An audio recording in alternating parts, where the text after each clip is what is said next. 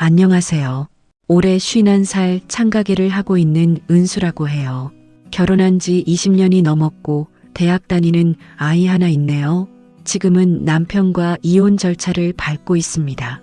솔직히 이 얘기를 꺼내려니 가슴이 먹먹한데 그래도 한 번은 속 시원하게 말해야 할 것 같아서요. 남편한테 아픈 친정엄마 하루만 봐달라고 매달렸더니 돌아온 말이 글쎄 네 부모는 네가 챙겨였거든요. 이야기 시작 전 저희 채널을 구독해 주시면 오늘 하루 큰 행운이 가득하시길 빌겠습니다. 오늘 이야기 시작합니다. 그날 반찬 가게 냉장고 문을 여는데 손이 떨렸습니다. 체온계로 열을 재보니 38.9도. 아침부터 관절이 쑤시고 눈알이 뜨거웠는데 냉장고 안에 시어머니 저녁 반찬 포장이 네 팩 남아있더라고요. 직원이 뒤에서 제 등을 봤나 봅니다. 사장님, 얼굴이 완전 빨개요. 오늘은 제발 좀 쉬세요. 괜찮아. 어머님 반찬 6시 전에 갖다 드려야 해. 나 잠깐 배달하고 올게. 포장끈을 묶는 손에 힘이 안 들어갔어요. 비닐봉지가 자꾸 미끄러지는데 그걸 놓치면 안 된다는 생각밖에 없었습니다. 시어머니 집까지 차로 20분. 핸들을 잡는 손바닥에 땀이 차서 수건을 깔고 운전했어요. 현관 비밀번호를 누르고 들어가니까 시어머니가 거실 소파에 앉아 TV를 보고 계셨습니다. 반찬 봉지를 식탁에 올려놓고 된장찌개 냄비를 내렸는데 시어머니가 리모컨을 내려놓더니 부엌까지 오셨어요. 이것도 싱겁게 끓였네. 냄비 뚜껑을 열자마자 하시는 말씀이었습니다. 국자로 한번 떠보지도 않고 냄비를 밀어내시더라고요. 어머니, 간 맞춰서 한 건데. 맞추긴 뭘 맞춰. 혀가 있으면 맛을 보고 끓이지. 기침이 올라오는 걸 삼키면서 소금 종지를 꺼냈습니다. 간을 다시 맞추는 동안 시어머니가 제 얼굴을 한번 흘기 보셨어요. 열 때문에 볼이 벌겋게 달아올라 있었을 겁니다. 그런데 돌아서서 전화기를 드시더라고요. 철구야 애미다. 네 처 얼굴이 안 좋던데. 아프면 집안일 밀리잖아. 네가 좀 신경 써라. 딱 거기까지였어요. 며느리 걱정이 아니라 집안일 걱정. 그 말이 수화기 너머로 흘러나오는 걸 듣고 있는데 국자를 든 손이 멈추더라고요. 집에 돌아오니 남편이 소파에 누워 있었는데 현관문 소리에 고개만 돌리더니 이렇게 말했어요. 내일 아버지 병원 정기검진이야. 아침 9시니까 늦지 마. 나 지금 열이 39도 가까이 되는데. 감기 아니야? 약 먹으면 되잖아. 아버지 검진 너 아니면 누가 가? 이마에 손 한번 대보는 사람이 아니었습니다. 결혼하고 쭉 그랬으니까 서운하다는 말도 이제 입에서 안 나오더라고요. 해열제 2알을 물에 삼키고 침대에 누웠는데 휴대폰 화면에 부재중 전화가 3통 찍혀 있었습니다. 전부 친정엄마. 가슴이 덜컥했어요. 엄마는 먼저 전화하는 사람이 아니거든요. 서둘러 콜백을 눌렀습니다. 엄마, 왜 전화했어? 무슨 일 있어? 아이고, 아니야. 별일 아니고. 그냥 내 목소리 들으려고. 목소리에 기력이 없었습니다. 숨을 쉴 때마다 가래가 걸리는 소리가 수화기 너머로 들렸어요. 엄마 감기 걸린 거 아니야? 목소리가 왜 그래? 가벼운 몸살 같아. 약은 먹었어. 괜찮아, 괜찮아. 너 목소리도 안 좋다. 몸 챙겨. 끊을게. 엄마. 뚜뚜뚜. 늘 그랬습니다. 엄마는 항상 먼저 끊는 사람이었어요. 딸한테 짐이 될까봐 아프다는 말 한마디를 못하는 사람. 꺼진 화면을 들여다보는데 눈물이 핑 돌았습니다. 다음날 새벽 5시 반 알람이 울렸습니다. 몸을 일으키는데 이불이 땀에 젖어 있었어요. 체온계를 다시 꺼내 재니까 39.1도. 다리에 힘이 풀려서 침대 모서리에 주저앉았다가 시계를 보고 다시 일어났습니다. 시아버지 검진 시간에 늦으면 또 무슨 소리를 들을지 뻔하니까요.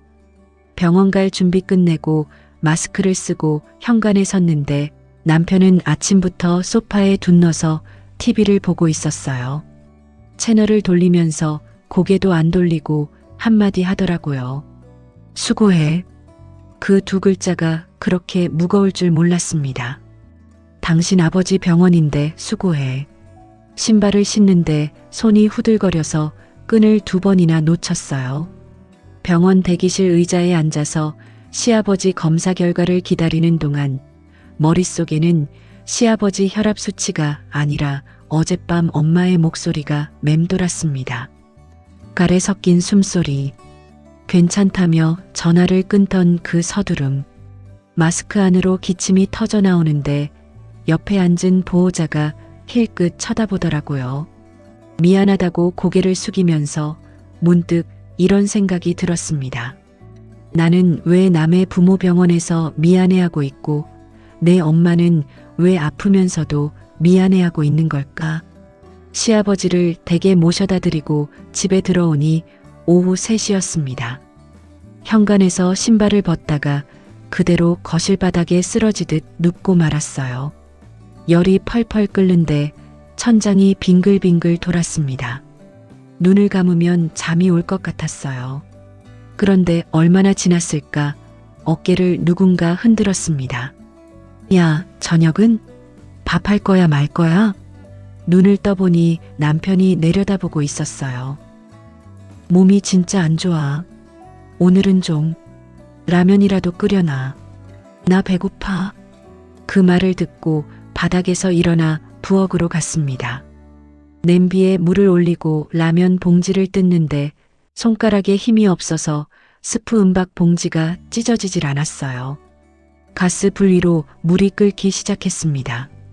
보글보글 올라오는 거품을 보면서 이 집에서 끓지 않는 건 내 속뿐이라는 생각이 들었어요.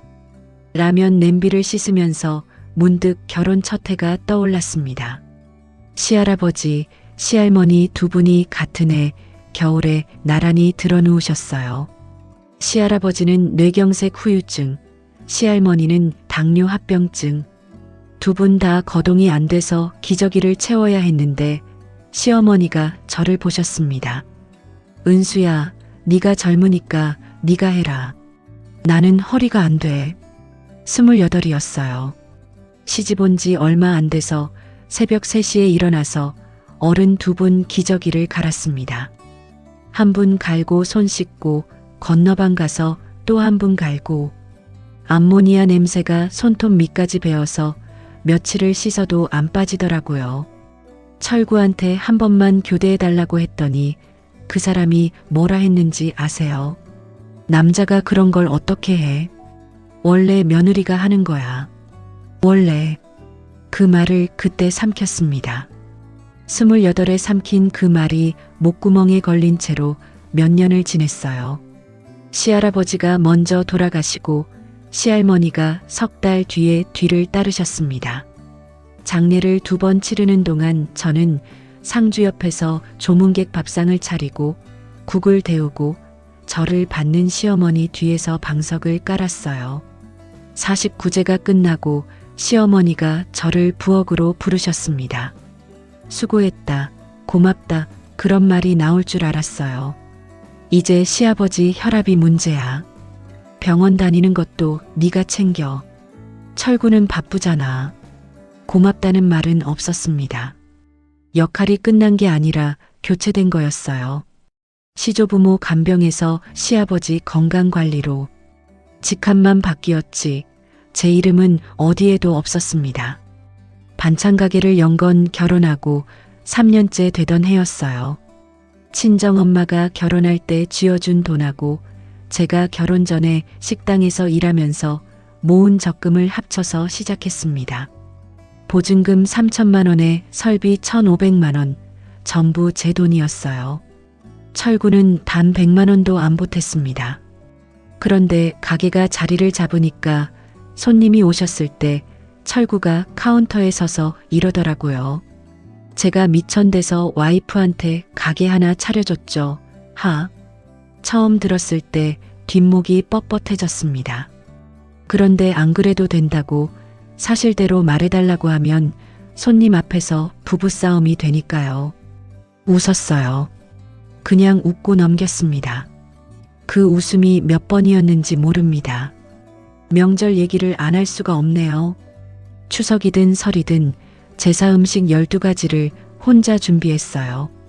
전 부치고 나물 삶고 갈비찜 조리고 식혜 끓이고 시어머니는 거실에 앉아서 간이 어떠니 양이 어떠니 지시만 하셨고 철구는 TV 앞에서 안 일어났습니다.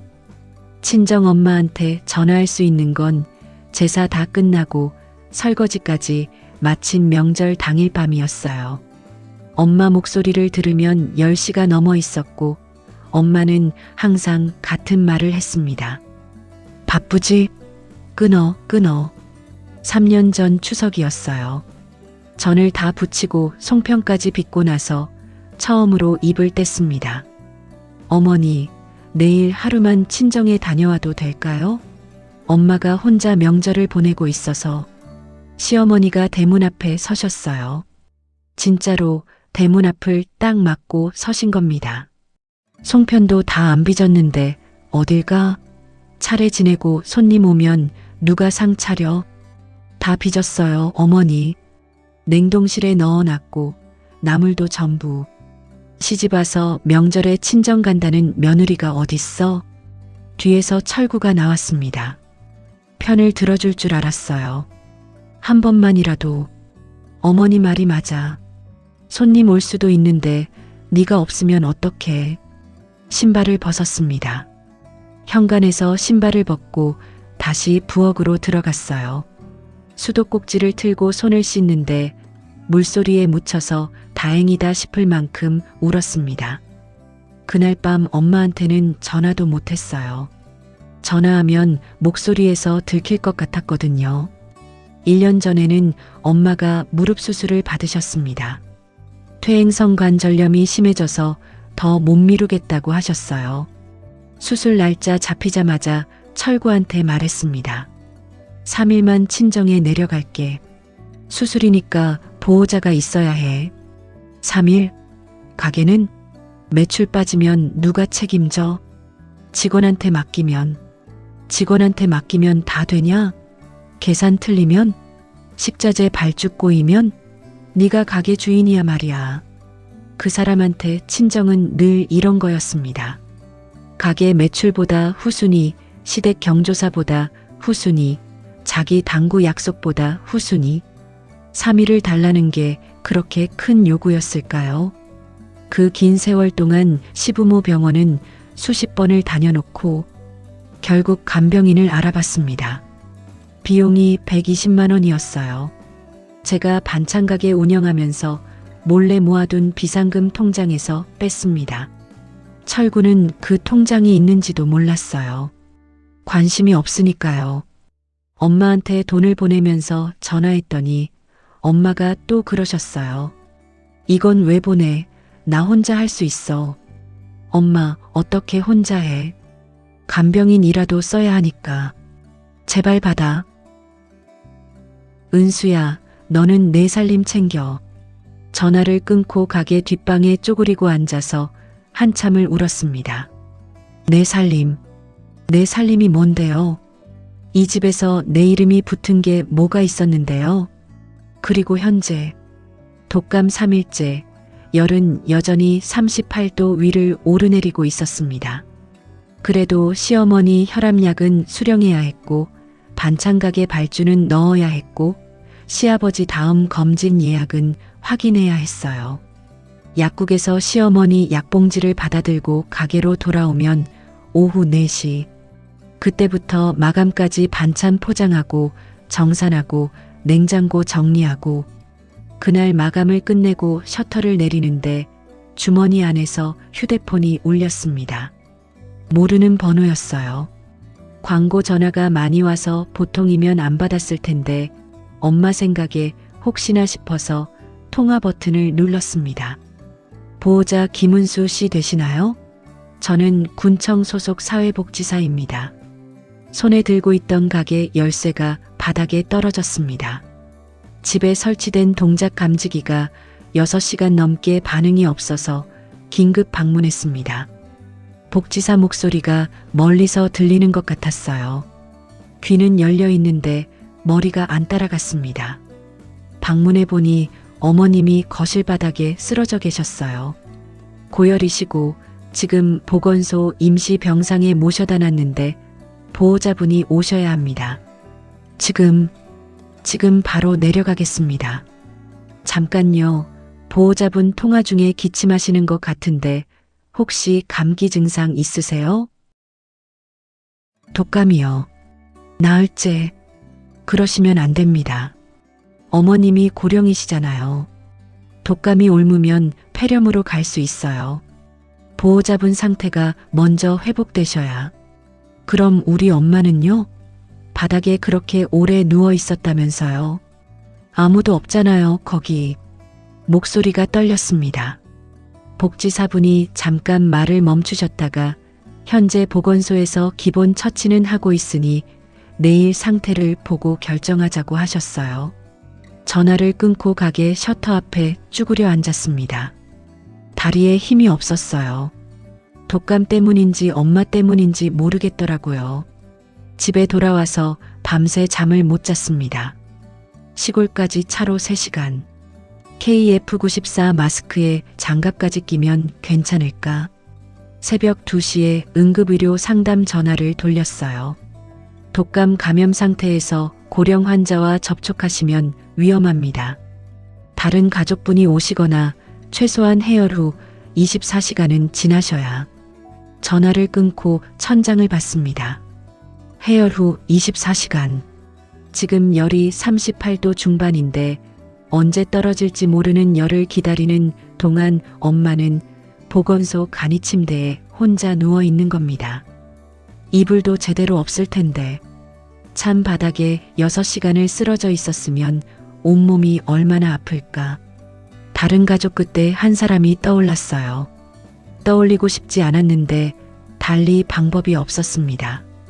철구에게 전화를 걸었습니다. 신호가 4번 가고 5번째에 받았어요. 받자마자 들리는 소리가 있었습니다. 딱 타닥. 당구공 부딪히는 소리. 그 사이로 남자들 웃음소리. 뭔데? 그 한마디가 전부였어요. 여보도 왜 전화했어도 아니고 뭔데? 엄마가 쓰러졌어. 뭐? 누가? 우리 엄마. 친정엄마.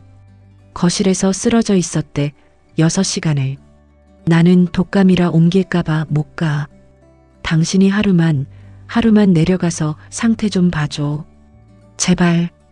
한 번도 이렇게까지 매달린 적 없었습니다. 제발이라는 말을 이 사람한테 쓰고 있다는 게 참담했지만 엄마 생각에 자존심 같은 건 안 보였어요. 수화기 너머로 당구공 소리가 한 번 더 울렸습니다. 딱!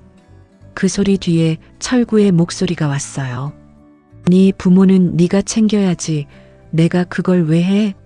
차라리 간병인을 알아봐. 숨이 멈췄습니다. 진짜로 3초쯤 숨을 못 쉬었어요. 뭐라고? 간병인 알아보라고. 나보고 시골까지 가라는 거야? 내일 약속도 있는데. 약속? 당구 약속?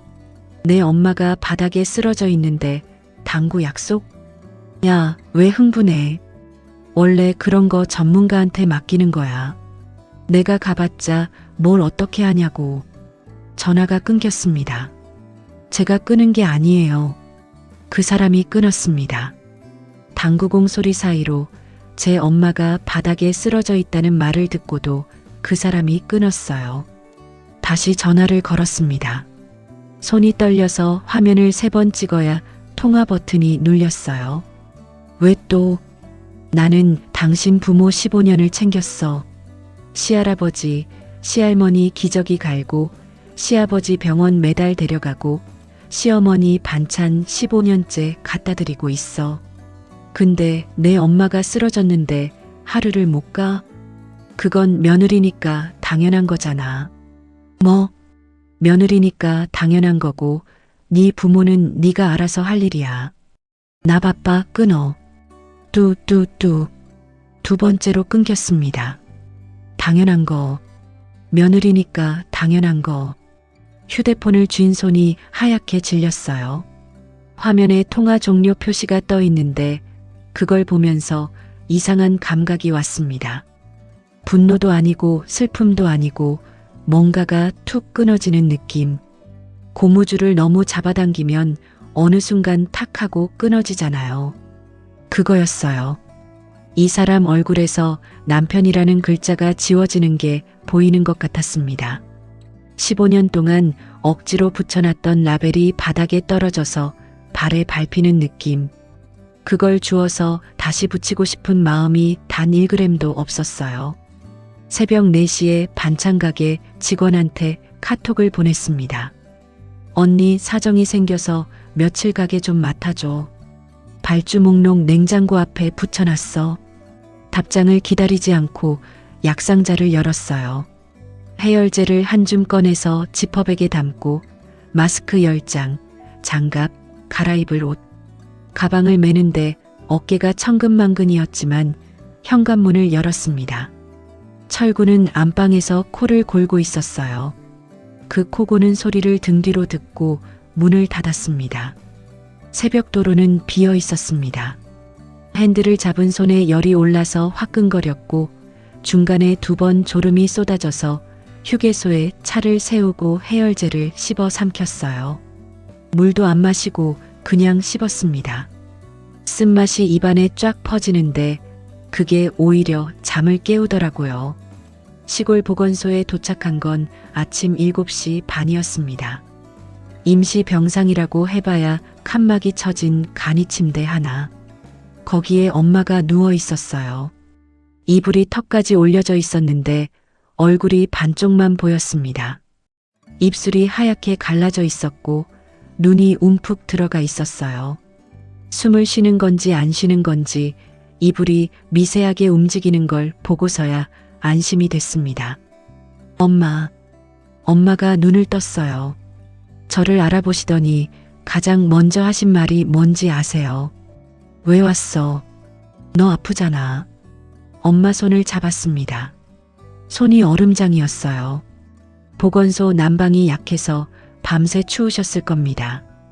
차가운 손을 두 손으로 감싸쥐는데 눈물이 떨어졌어요. 소리는 안 냈습니다. 마스크 안에서 입술을 깨물었어요. 울면 엄마가 또 미안해 하실 테니까. 복지사분이 그러시더라고요. 엄마 집에 가봤더니 거실 바닥에 쓰러져 계셨는데 주전자에 물이 끓고 있었대요. 약을 먹으려고 물을 올리다가 어지러워서 넘어지신 거였어요. 그 주전자 물이 다 증발할 때까지 아무도 몰랐다는 겁니다. 혼자 사니까요. 찾는 사람이 없으니까요. 딸이 있는데 그 딸은 남의 집 부모 약이나 타러 다니고 있었으니까요. 서울병원으로 이송하는 구급차 안에서 엄마 손을 잡고 앉아 있었습니다. 산소 마스크가 씌워진 엄마 얼굴을 보면서 주머니에서 휴대폰을 꺼냈어요. 메모장을 열었습니다. 손가락이 떨려서 오타가 났지만 다시 지우고 썼어요. 이혼 전문 변호사. 그 5글자를 치는데 15년이 걸렸습니다. 서울병원 응급실에서 엄마의 진단서를 받아들었습니다. 폐렴. 입원이 필요하다고 했어요. 보증금이 얼마냐고 물으니 간호사가 금액을 알려줬고 저는 반찬가게 사업자 통장에서 바로 이체했습니다. 손가락 하나 떨리지 않았어요. 이상한 건 며칠째 안 떨어지던 열이 엄마를 서울병원에 눕히고 나니까 슬슬 내려가기 시작했다는 겁니다. 몸이 아픈 게 아니라 마음이 끓고 있었던 건지도 모르겠어요. 엄마가 링거를 맞으며 눈을 감으셨을 때 휴대폰이 울렸습니다. 철구. 문자였어요. 어머니 약 수령 누가 함? 그 한 줄을 보는데 피식 웃음이 났습니다. 내 엄마가 폐렴으로 입원해 있는데 이 사람 머릿속에는 시어머니 약밖에 없는 거예요. 안부 한 글자가 없었어요. 은수 몸은 좀 어떠? 장모님은 괜찮으시냐? 그런 말 하나가 없었습니다. 읽고 한참을 가만히 있다가 네 글자를 쳤어요. 직접 하세요. 보내기 버튼을 누르는 게 이렇게 시원할 줄 몰랐습니다. 엄마가 잠든 사이 병실 보호자 의자에 앉아서 할 일이 있었어요. 가계부 앱을 열었습니다. 결혼 초부터 가게 운영하면서 습관이 된 거라 시댁에 쓴 돈도 전부 기록이 남아 있었거든요. 시부모 병원비, 시댁 경조사비, 명절 제사 비용, 시할아버지, 시할머니 장례비에 제가 보탠 돈. 은행 앱을 나란히 열어서 거래 내역이랑 대조하면서 하나하나 캡처했습니다. 스크린 화면을 넘길 때마다 숫자가 쌓였어요. 이렇게 정리하고 보니까 웃기더라고요. 이 돈이면 엄마 전세금을 2번은 넣었을 겁니다. 오후 3시쯤 철구한테서 전화가 왔습니다. 어머니 혈압약 떨어졌어. 처방전 냉장고 위에 있으니까 그거 들고 약국 가. 오늘까지 타와야 해. 예전 같았으면 네 알겠습니다 하고 벌떡 일어났을 겁니다. 병원에서 약국까지 시어머니 집 들렀다가 왕복 1시간 반. 엄마 링거 갈 시간 맞춰서 뛰어 돌아오고 그렇게 움직이는 게 제 몸에 배어 있었어요. 그런데 입에서 다른 말이 나왔습니다. 못 가요. 뭐? 못 간다고요. 나 지금 엄마 병원이야. 네 엄마 병원이 어머니 약이랑 무슨 상관이야. 끊었어요. 제가 끊었습니다. 태어나서 처음으로 제가 먼저 전화를 끊어봤습니다. 그런데 이 사람이 그날 밤에 병원으로 왔어요. 병실 문이 열리길래 고개를 들었더니 철구가 서 있었습니다. 반팔에 슬리퍼 차림이었어요. 급하게 온 게 아니라 대충 걸쳐 입고 온 거였습니다. 어머니 약 결국 아무도 안 탔어. 네가 이러면 어머니 약은 누가 타와? 인사도 없었어요. 병실에 누워있는 제 엄마를 한 번도 안 보고 들어오자마자 시어머니 약 타령이었습니다. 당신 어머니 약은 당신이 타야 하는 거 아니에요? 내가 약국이 어딘지 처방전이 어딘지 아는 게 있어야 가지. 그동안 다 네가 했잖아. 맞는 말이었습니다. 그동안 다 제가 했어요. 약국 위치도 처방전 위치도 혈압약 이름도 그 사람은 모릅니다. 왜냐면 한 번도 해본 적이 없으니까요. 저라는 사람이 있었으니까요. 편하셨겠죠? 네가 안 하면 누가 해? 목소리를 높였습니다. 병실인데 바로 옆 침대에서 엄마가 자고 있는데 엄마가 깨실까봐 이불 위 손이 움찔하는 게 보였어요. 그런데도 이 사람은 자기 목소리 크기를 모르더라고요. 저는 그 사람 눈을 봤습니다. 예전에는 그 눈이 무서웠어요. 목소리를 높이면 심장이 쪼그라들고 일단 네 하고 넘어가는 게 편했으니까요. 근데 그날은 달랐습니다. 분노가 아니었어요. 그냥 아무것도 없었습니다. 이 사람이 소리를 질러도 제 안에서 아무 파동이 안 일었어요. 슬프지도 화나지도 무섭지도 않고 그냥 결심만 남아 있었습니다. 나가요. 엄마께. 그 한마디에 철구가 멈칫했어요. 제가 이렇게 나온 적이 없으니까요. 뭔가 더 말하려다가 엄마가 이불 속에서 기침을 하셨고 철구는 혀를 차고 나갔습니다. 병실 문이 닫히는 소리가 복도에 울렸어요. 다음 날 아침 반찬가게 직원한테 전화했습니다. 언니, 당분간 내가 가게를 못 나갈 것 같아. 직원들끼리 운영해 줄 수 있어? 관리 위임 서류 준비해 놓을게. 직원이 걱정하면서도 알겠다고 했어요. 전화를 끊고 가게 통장 잔고를 확인했습니다. 제 손을 안 거쳐도 돌아갈 수 있도록 발주처 연락처하고 거래선 목록을 정리해서 카톡으로 보냈어요. 그 뒤로 철구한테서 전화가 계속 왔습니다. 시어머니 반찬 배달이 끊겼다. 어머니가 뭘 드시냐? 이게 네가 할 짓이냐? 저는 휴대폰을 무음으로 돌렸습니다. 화면에 그 사람 이름이 뜨고 꺼지는 걸 보면서 엄마 병원비 영수증을 정리했어요. 엄마가 낮잠에 드신 오후 병실을 나와 복도 끝 비상구 앞 의자에 앉았습니다. 인터넷에서 검색해뒀던 이혼 전문 변호사 번호를 눌렀어요.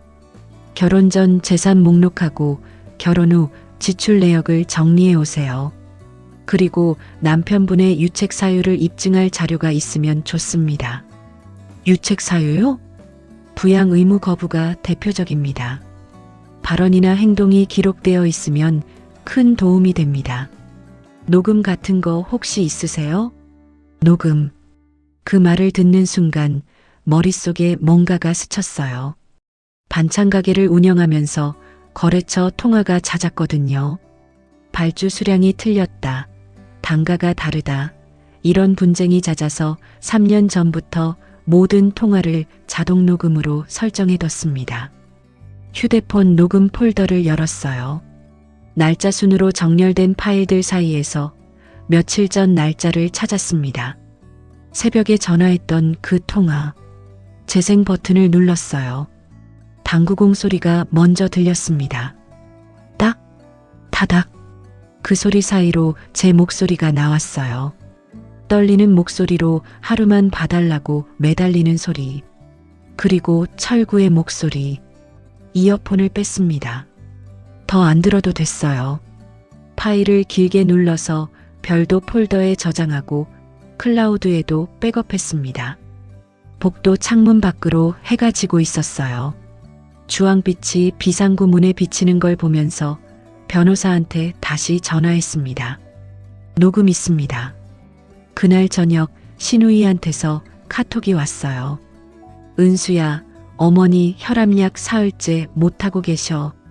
남은 약 반 알씩 쪼개 드시고 있대. 오빠한테 말해도 약국이 어딘지 모른다고만 하고. 읽었습니다. 읽고 화면을 껐어요. 예전 같았으면 죄송합니다 하고 달려갔을 겁니다. 근데 제 옆에는 폐렴으로 누워있는 제 엄마가 있었고 그 엄마는 바닥에 6시간을 쓰러져 있어도 아무도 안 온 사람이었어요. 반 알씩 쪼개 드신다. 마음이 안 아프냐고요. 솔직히 말하면 아팠습니다. 그래도 돌아가진 않았어요. 제가 돌아가면 또 제자리에 들어앉게 되니까요. 이름 없는 그 자리에. 엄마 상태가 안정되자 저는 두 개의 얼굴을 살기 시작했습니다. 낮에는 병원이었어요. 엄마 링거 교체 시간 맞추고 간호사 회진 따라다니고 죽 떠서 먹여드리고 밤이 되면 집으로 돌아갔습니다. 현관문을 열고 부엌으로 직행해서 아무 일 없다는 듯 밥을 차렸어요. 국 끓이고 반찬 데우고 숟가락 놓고 철구가 밥상 앞에 앉으면 저도 맞은편에 앉았습니다. 국이 좀 짜네. 네. 반찬 가게는 언제 나가? 곧요. 필요한 말만 했어요. 더하면 흔들릴 것 같았거든요. 표정 관리가 안 될 것 같아서 설거지를 할 때는 등을 돌리고 했습니다. 왜 바로 안 나갔냐고요. 변호사가 그러더라고요. 증거 정리가 끝나기 전에 갈등을 터뜨리면 상대가 자산을 빼돌릴 수 있다고. 그래서 참았어요. 며느리 연기를 했습니다. 이 집에서 마지막으로 하는 연기. 그날 밤이었어요. 철구가 술 냄새를 풍기면서 들어왔습니다. 11시가 넘었는데 안방에서 신우이한테 전화를 하더라고요. 저는 방문 밖 복도에서 빨래를 개고 있었어요. 문이 살짝 열려 있었는데 안 들으려 해도 들렸습니다. 장인어른 집 있잖아, 시골에. 어차피 빈집이니까 팔아서 생활비에 보태면 되지 않겠어? 은수한테 말하면 되지 뭐. 빨래를 접던 손이 멈췄습니다. 이불보를 쥔 채로 주먹이 저절로 쥐어졌어요. 친정집. 엄마가 반평생 살던 그 집을 팔아서 생활비에 보태. 당신 생활비에. 이 사람은 제 엄마가 바닥에 쓰러져 있을 때 하루를 안 갔으면서 그 집을 팔 생각은 하고 있었던 겁니다. 사람이 이럴 수 있구나. 이럴 수 있는 거구나. 그날 밤 잠을 안 잤습니다. 새벽에 휴대폰으로 인터넷 등기소에 접속해서 친정집 등기부등본을 발급받았어요. 명의는 엄마 단독이었고 그걸 확인하고 나서 바로 변호사한테 새벽 문자를 보냈습니다. 남편 측에서 친정 부동산에 개입 못하게 사전 조치해달라고. 아침에 철구가 출근한 뒤 반찬 가게로 갔습니다. 가게 문을 열자마자 직원이 반가워하면서 일을 넘기려 했지만 저는 금고를 열었어요. 사업자 등록증 원본, 매출 장부, 임대차 계약서 한 장씩 꺼내서 종이 가방에 담았습니다. 사장님, 그거 왜 가져가세요? 따로 보관하려고. 신경 쓰지 마. 가방을 들고 가게를 나와서 엄마 병원 근처 은행 대여금고에 맡겼어요. 열쇠를 지갑 안쪽 칸에 넣으면서 손이 차가웠지만 마음은 또렷했습니다. 변호사 사무실 테이블 위에 서류를 펼쳤습니다. 결혼 전 적금 잔고 증명서, 친정엄마가 보내준 결혼 자금 입금 내역, 반찬 가게, 초기 설비 영수증, 그리고 결혼 후 시댁에 지출한 내역 캡처 뭉치. 변호사가 한 장씩 넘기더니 고개를 끄덕였어요. 반찬 가게는 특유 재산으로 인정될 가능성이 높습니다. 결혼 전 자산과 친정 지원금으로 설립했고 남편분 기여분이 없으니까요. 확실한 거예요? 이 정도 자료면 충분합니다. 이혼 서류 초안 들어가겠습니다. 변호사가 자동 녹음 파일까지 확인하더니 부양 의무 거부가 명확하다고 했어요. 사무실을 나오는데 발걸음이 이상하게 가벼웠습니다. 무거운 걸 내려놓는 게 아니라 무거운 걸 들어올릴 힘이 생긴 느낌이었어요. 그 주말 대학생 아이를 불러서 병원 근처 카페에 앉았습니다. 아이 얼굴을 보니까 목이 막히더라고요. 이 아이한테 이런 얘기를 해야 하나. 숟가락을 만지작거리다가 겨우 입을 뗐어요. 있잖아, 엄마가. 좀 힘든 결정을 해야 될 수도 있어. 아이가 커피잔을 내려놓고 저를 봤습니다. 한참을 가만히 보더니 이렇게 말했어요. 엄마가 행복했으면 좋겠어. 그것만. 왜, 어떻게, 아빠는 그런 말 하나 없이 그 한마디만 했어요. 이 아이가 다 알고 있었구나. 엄마가 이 집에서 어떻게 살아왔는지 이 아이 눈에 다 보였던 거구나. 고개를 숙여서 눈물을 감췄습니다. 아이가 냅킨을 밀어줬어요. 며칠 뒤 시어머니한테서 전화가 왔습니다.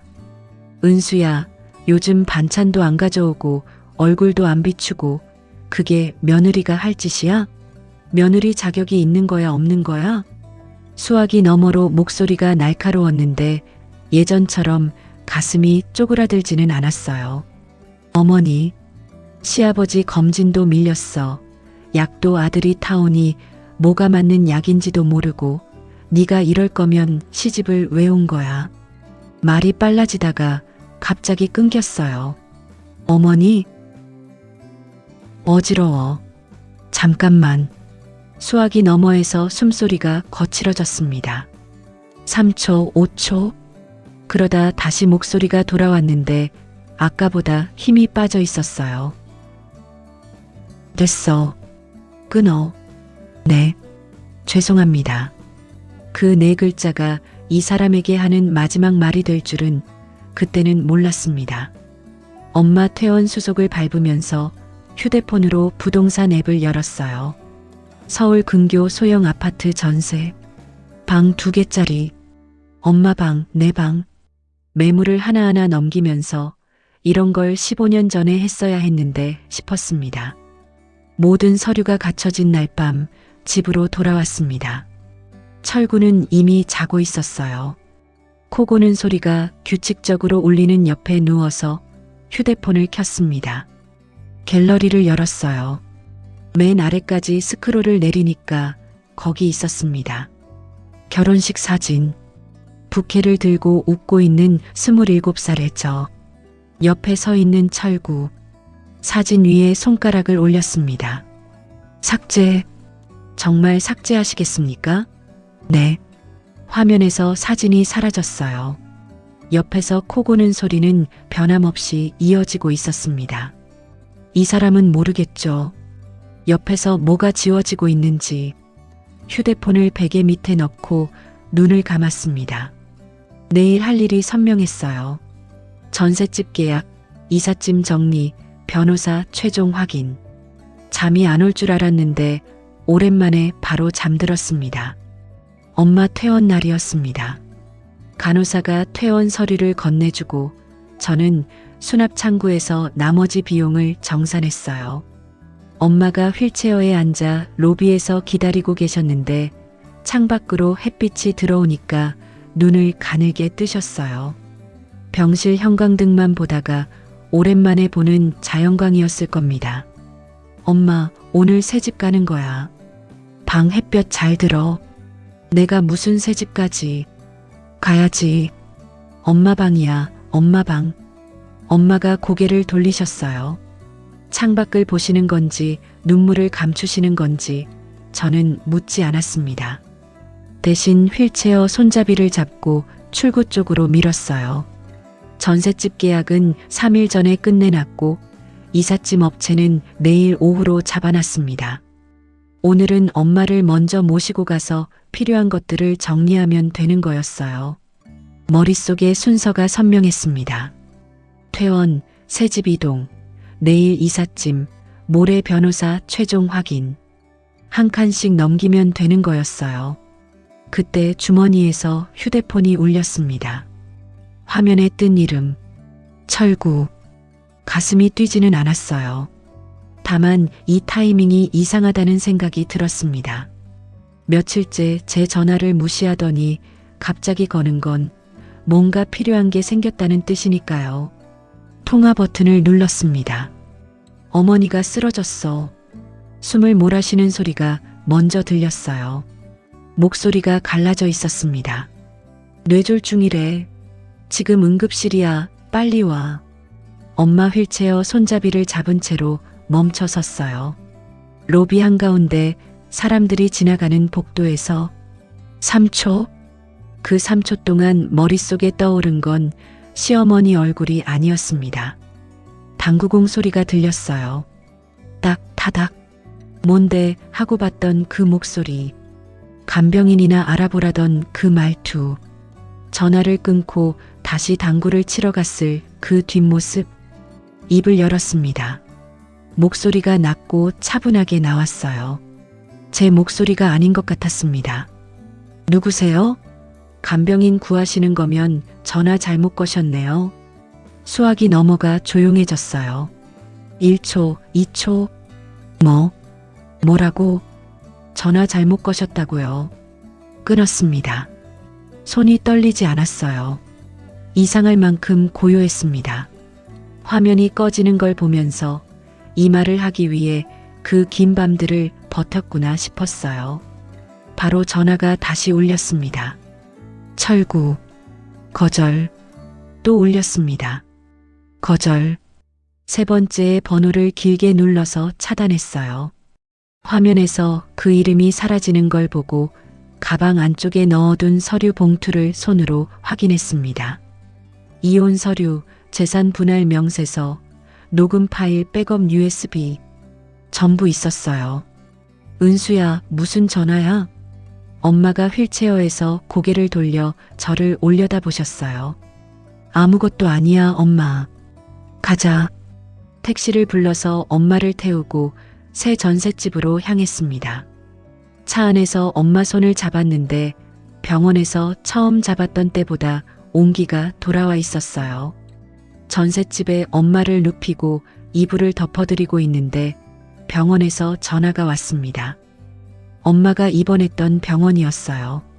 보호자분, 남편분이라는 분이 병동에 오셔서 소란을 피우고 계십니다. 보호자분 위치를 알려달라고 하시는데 죄송합니다. 그분한테는 제 위치를 알려주지 말아주세요. 전화를 끊고 30분쯤 지났을까요? 현관 초인종이 울렸습니다. 설마 했는데 도어폰 화면에 철구가 서 있었어요. 어떻게 알아낸 건지 아마 반찬 가게 직원한테 물어봤겠죠. 초인종을 다시 눌렀습니다. 그리고 두드리기 시작했어요. 은수야, 문 열어. 어머니가 응급실인데 네가 사람이야? 사람이냐고. 복도에 울리는 고함 소리에 엄마가 잠에서 깨셨어요. 눈을 크게 뜨고 저를 보셨습니다. 엄마를 안심시키려고 괜찮다고 손을 잡아들인 뒤 현관으로 갔습니다. 문을 열었어요. 철구의 얼굴이 빨갛게 달아올라 있었습니다. 술 냄새는 안 났는데 눈이 충혈되어 있었어요. 당장 병원 가. 어머니가 의식도 없어. 저는 주머니에서 휴대폰을 꺼냈습니다. 당신이 내 엄마 쓰러졌을 때 뭐라고 했는지 기억나? 지금 그게 중요해. 기억 안 나면 들려줄게. 녹음 파일 재생 버튼에 손을 올렸어요. 철구가 멈칫한 사이 버튼을 눌렀습니다. 스피커에서 소리가 흘러나왔어요.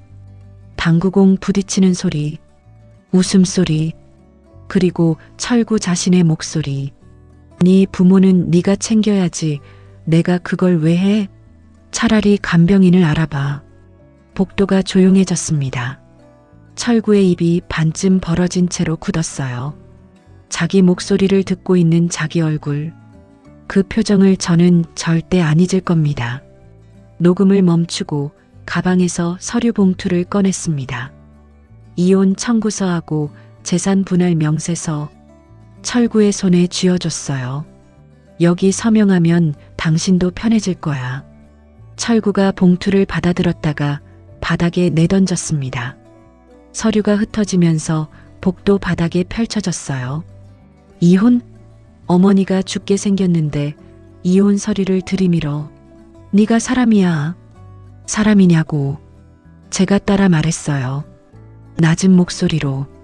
내 엄마가 시골 바닥에 6시간을 쓰러져 있을 때 나한테 간병인이나 알아보라고 전화 끊은 사람이 그 말을 해? 철구가 입을 열었다 닫았어요. 할 말이 없었겠죠. 있을 수가 없었을 겁니다. 저는 등을 돌렸습니다. 바닥에 흩어진 서류를 주울 생각은 없었어요. 현관문을 잡고 마지막으로 말했습니다. 서류는 변호사한테 가도 돼. 거기서 서명해도 되니까. 문을 닫았습니다. 잠금 장치가 딸깍 소리를 냈어요. 복도에서 철구가 뭐라고 더 소리쳤지만 저는 엄마 방으로 갔습니다. 엄마가 이불 위에 반쯤 일어나 앉아 계셨어요. 불안한 눈으로 저를 보셨습니다. 은수야, 괜찮겠니? 엄마 옆에 앉았습니다. 손을 잡았어요. 따뜻했습니다. 이 손을 잡는데 너무 오래 걸렸어요. 웃었습니다. 엄마 앞에서 진짜로 웃은 게 언제였는지 기억이 안 나는데 그날은 됐어요. 입꼬리가 올라갔습니다. 억지가 아니었어요. 이제 괜찮아, 엄마. 나중에 들은 얘기입니다. 시어머니 병실에 철구네 형제자매가 모였다고 해요. 신우이, 시동생, 그리고 철구. 셋이 모여서 한 게 뭐냐면 서로한테 떠넘기기였습니다. 나는 애들 학원비도 못 대는데 간병까지 어떻게 해? 오빠가 장남이잖아. 원래 장남이 하는 거야. 나는 매일 출근해야 돼. 누나가 시간이 더 있잖아. 고성이 오갔다더군요. 병실 밖까지 소리가 들렸다고. 간호사가 2번이나 조용히 해달라고 했대요. 그 와중에 시어머니가 눈을 뜨셨답니다. 흐릿한 눈으로 병실을 둘러보셨대요. 아들, 딸, 작은 아들. 다 있는데 한 사람이 없는 겁니다. 은수 어디 갔어? 아무도 대답을 못했다고 합니다. 셋이 서로 얼굴만 봤다고. 신우이가 나중에 반찬가게 직원한테 전화해서 이 소식을 전하면서 끝에 이런 말을 했대요. 은수 씨가 없으니까 다 무너지네. 맞아요.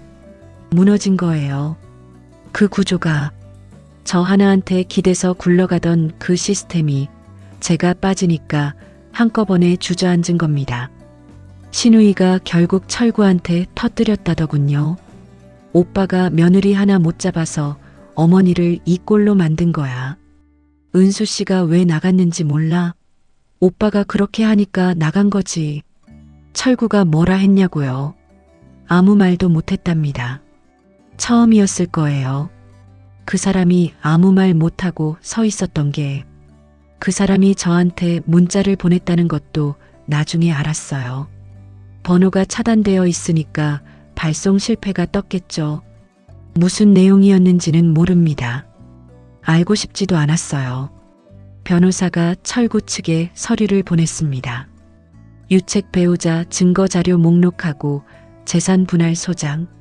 철구가 법무사 사무실에서 그 서류를 펼쳐봤을 때 제가 정리한 명세를 보고 한참을 말이 없었다고 변호사가 전해줬어요.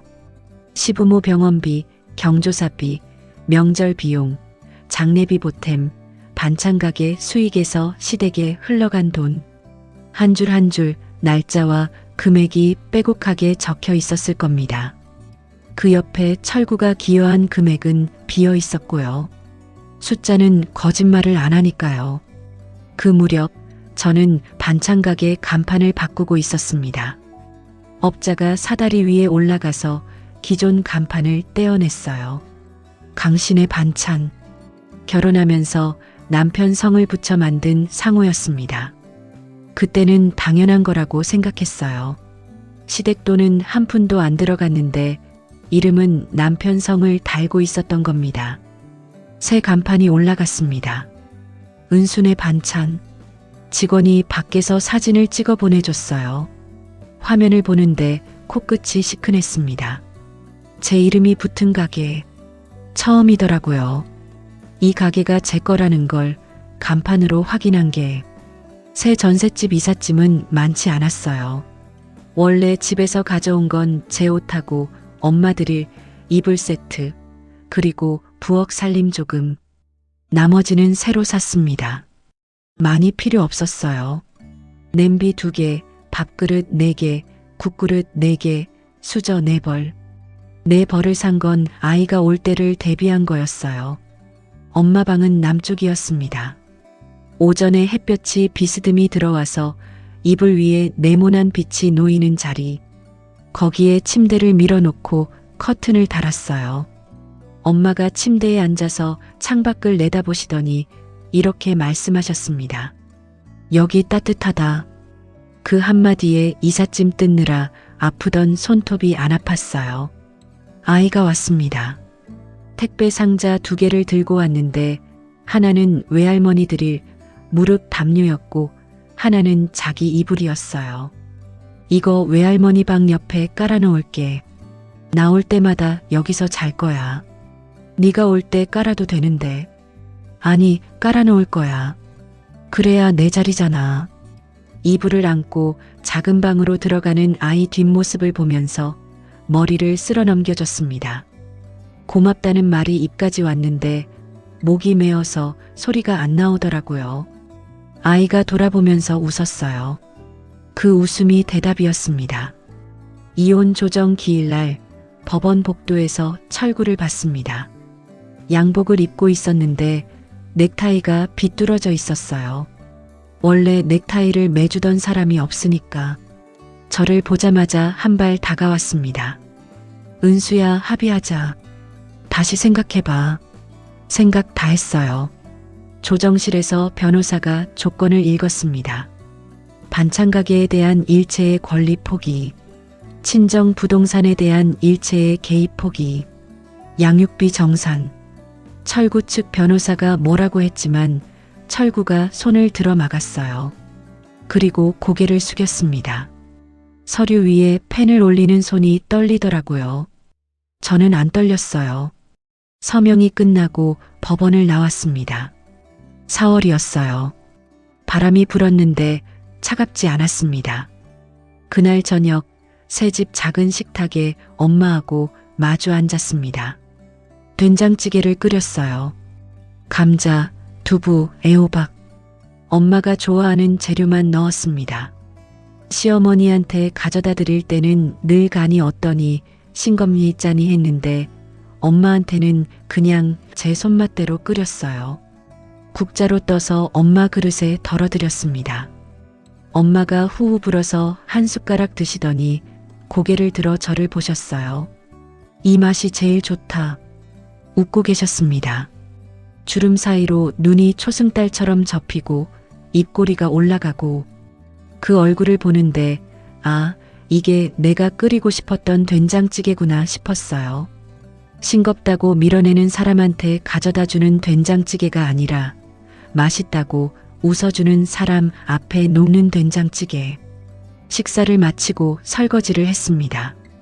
그릇 4개, 냄비 하나, 국자 하나. 예전 시댁 설거지의 10분의 1도 안 되는 양인데 이상하게 이 설거지가 더 좋았어요. 행주로 손을 닦고 현관으로 갔습니다. 도어락 비밀번호를 바꿔야겠다고 생각했거든요. 이삿짐 업자가 설정해둔 초기 번호를 지우고 새 번호를 눌렀어요. 제 생일. 아무한테도 안 알려준 번호. 설정 완료 알림이 뜨고 한 발 물러서서 현관문을 봤습니다. 작은 문이었어요. 시댁 대문처럼 크지도 무겁지도 않은. 그런데 이 문 안쪽이 전부 제 이름으로 되어 있다는 게 믿기지 않았습니다. 숨을 깊이 들이쉬었어요. 들이쉬고 천천히 내쉬었습니다. 51살. 드디어 제 이름으로 숨을 쉽니다. 은수 씨는 15년 동안 남의 이름으로 살았습니다. 며느리, 아내, 간병인, 자기 이름은 어디에도 없었어요. 그런데 그 긴 세월을 견딘 힘이 결국 자기 자리를 되찾는 용기가 되었습니다. 참는 것만이 답은 아닙니다. 내 사람을 지키기 위해, 나를 지키기 위해 돌아서는 것도 사랑이에요. 오늘 이 이야기가 누군가의 마음에 작은 용기 하나를 놓아드렸으면 좋겠습니다. 당신의 이름으로 사는 하루하루가 빛나시길 바랍니다. 이야기를 끝까지 들어주셨다면 잘 들었다고 댓글 하나만 남겨주세요. 구독과 좋아요를 눌러주시는 모든 분들이 행복하시길 기원합니다. 오늘 함께 해주셔서 정말 감사합니다.